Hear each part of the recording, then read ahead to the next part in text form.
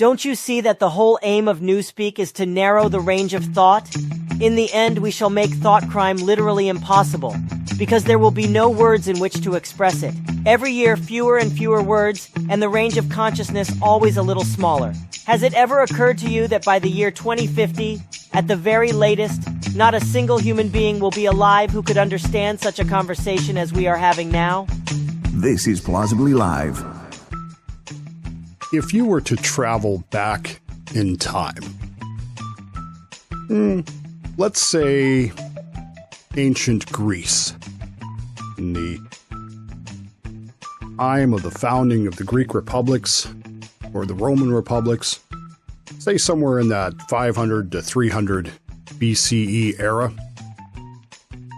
and you were to walk around and maybe you look up at the sky and you say to the Greeks who are standing there around you, of course you would have to say it in Greek or they wouldn't understand you, but you were to say to them, "What a beautiful blue sky that is." What do you think their reaction would be? Interestingly enough, they would look at you and ask you, "What do you mean blue?"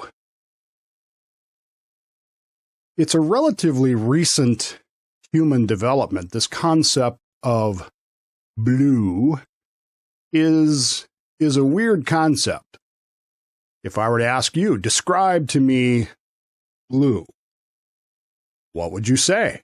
How would you describe blue? It's so odd. I mean, I can explain it to you in computer colors. I can explain it to you in relativistic colors, but how do you explain the concept of blue? I mean, the sky isn't actually blue, is it?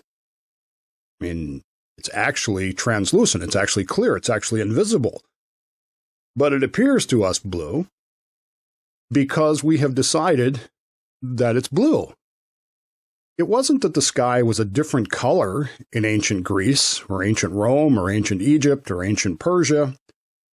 It's that there was no concept of the color blue. Follow me here. Blue does not naturally occur almost nowhere in nature. There is no naturally occurring blue on the planet. In fact, it's hard to understand. It's why blue was so precious once it was discovered, once it was created, once it was common to humans. It was precious because it's virtually impossible to find anything actually naturally blue. It wasn't that the sky, as I said, was a different color or the ocean was a different color. It was simply that they had no frame of reference. I'm an old FTB, so this is what I do when I talk frame of reference. This is X, Y, and Z axes, and it's how a missile steers itself, but which has nothing to do with anything we're talking about here other than frame of reference. The ancients had no frame of reference for blue. They didn't know anything about blue. They didn't understand blue. If you went back to them and tried to talk to them about blue, they would be confused.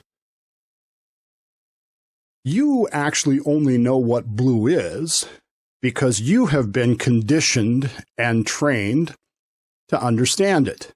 Since we were in preschool, we've used blue crayons to color things. We've talked about the blue skies or the blue ocean. Talked about feeling blue. We've been conditioned to understand this color. I'm a Dodger fan, I'm Dodger blue. But what if we had not been conditioned to understand blue? What if we had, in fact, never experienced that? What if, instead of never having understood it, what if it was possible to change human beings and our thought processes, our understandings, our mindsets, so that over time, you could actually erase the concept of blue from human understanding. You could just do away with it.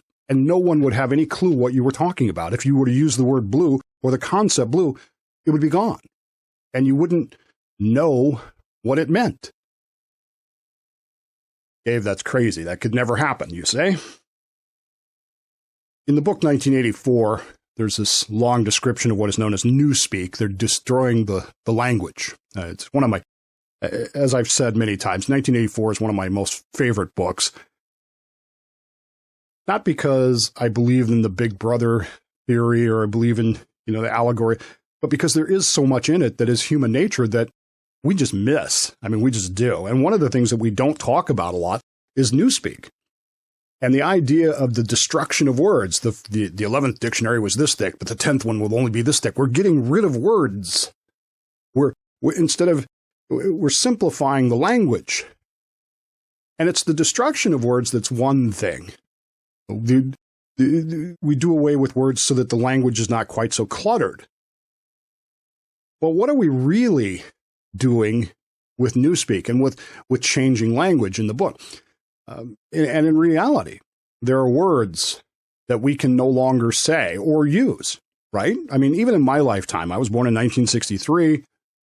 I'm turning 60 years old this year. Or as I like to tell my wife, I'm in my 60th year. There are words that in my lifetime have gone fossilized. There are words that have simply disappeared. I was talking about one this morning with my wife on the way to work. Not a bad word, just a word we used to use when I was a kid that's gone. Oh, Brody, I think was the word. When I was a kid, the word Brody meant a certain thing, and now it's the name of a guy, but it's beyond that, it's not used. There are other words that we cannot say, that we have been verboten to say. Things that we cannot use anymore, not because the concepts have disappeared, but the theory behind not being able to use those words, at least on the surface of it, seems to be to do away with the idea behind the word, doesn't it? Since we can no longer use those words, or don't use those words, has our thought process has changed? Have our minds been conditioned so that we don't even think about that specific word, and you know what word I'm talking about, or other words that we just don't even conceptualize anymore? When we're trying to explain something to someone, we don't even have those words anymore. We don't use them. Is it because they've been conditioned out of our minds or because they've been conditioned out of everybody else's mind? And so there's absolutely no way to even say them to someone who will understand them. The concepts, the words were changed, the words were destroyed, but the concepts are changing as well. There are things that we no longer even think about.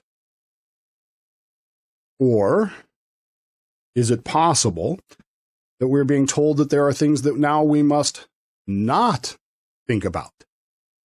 And by doing away and changing the language, doing away with words and changing the language, we're actually being pushed into not thinking about those things. This was literally the whole purpose of newspeak. This was literally what Orwell was trying to suggest in 1984, was that you can control human beings' thought processes. Not with electrodes, not with torture, not with, humiliation or anything like that, but literally by changing the language to a point where you no longer have the words to describe what you're seeing. Like an ancient Greek looking up at the sky. The concept of blue didn't exist. So how do they describe the skies? How do they talk about the skies? They have to put them in what would be for us much simpler language. The question that you end up asking today is newspeak actually being practiced? Is the concept of trying to change human thought process actually being changed by manipulation of the language, by eliminating certain words or changing certain words, so that the thought processes behind them come up a different way. By way of example, I'm sure that there are words in the English language that when I hear them, certain concepts come to mind.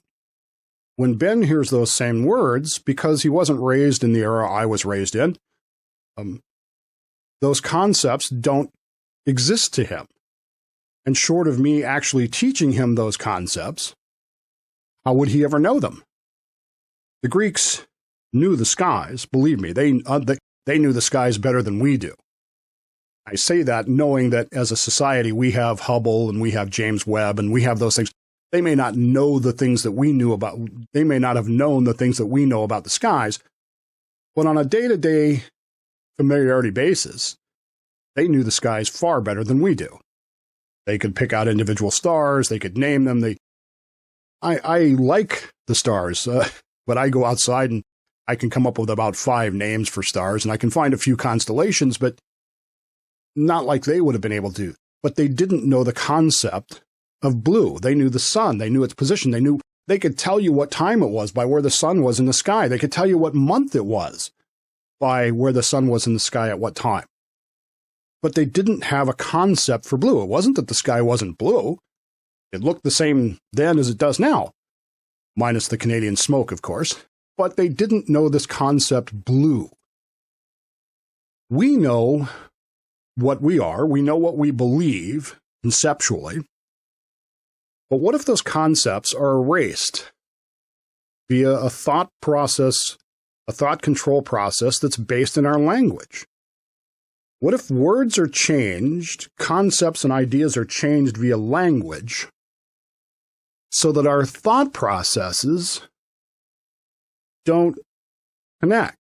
Now, this is the purpose of Newspeak. Newspeak is created so that thought crimes cannot be committed. I know that sounds weird, but it's not that they're trying to do away with whatever.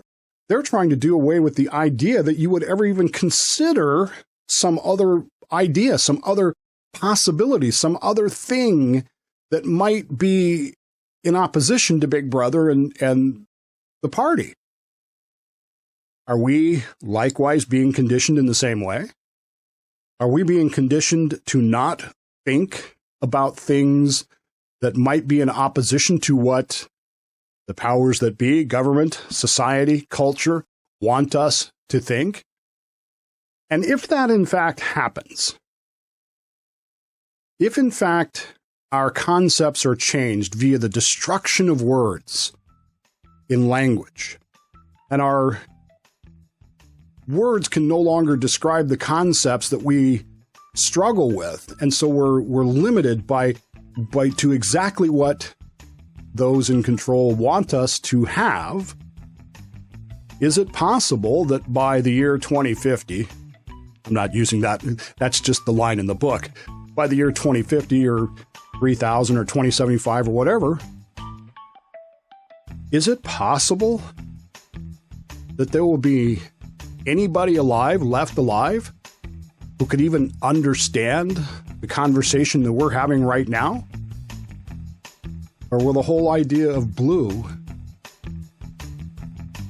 go the way of the dinosaur?